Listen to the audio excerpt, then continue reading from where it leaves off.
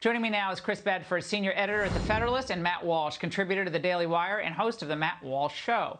Chris, is this the beginning of a deluge of other cases that are going to be dropped?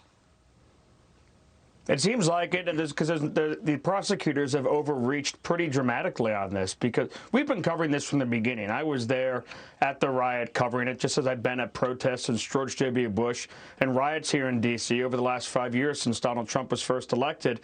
And this basically fit the mold for that, other than the huge symbolism that we saw. And we covered it that night here, talking about just the sad facts and not the politics. Unfortunately, the FBI, the Department of Justice, and especially the Democrats and the media have severely overreached on that, whether it's raiding houses in Alaska or racking up charges against people who were trespassing.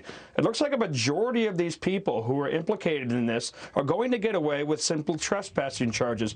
But what's really embarrassing about this whole thing is how silent Republicans have been on American citizens who have been held in solitary confinement the entire time. It's wild. And Democrats like Liz Warren have ended up speaking up for them. That's sad.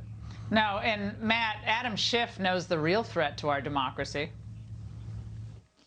The big lie didn't end on Election Day or thereafter. This incendiary nonsense that some people may believe, and appealing to this QAnon crowd that just metastasizes online, and it's a real threat. We had an insurrection here, and we can't pretend that these things are no longer possible.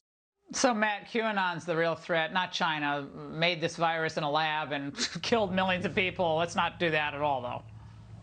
Yeah, I mean, we know that Democrats live in a fantasy world. They want us to join them in that a fantasy world where, men can get pregnant and white supremacy and QAnon are the greatest threats we face as a world, second only maybe to climate change.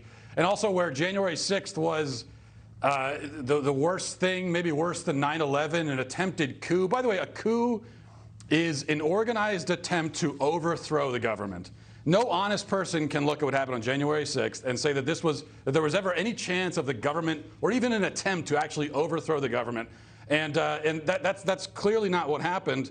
And by the way, talk about rewriting history or rewriting what happened. The media and Democrats for months claimed that this was a deadly riot. 5 people were killed, they said, by rioters. And we know now, it's been confirmed, long since confirmed, that the only person killed by violence in the riot was Ashley Babbitt, who was killed by a Capitol Police officer. That's the only one. And I don't see any of these people coming back around and saying, hey, by the way, we got that wrong. Let's correct the record. Of course, they're not doing that. Now, Chris, I want to go back to what you said a few moments ago, which is that American citizens being held in solitary confinement.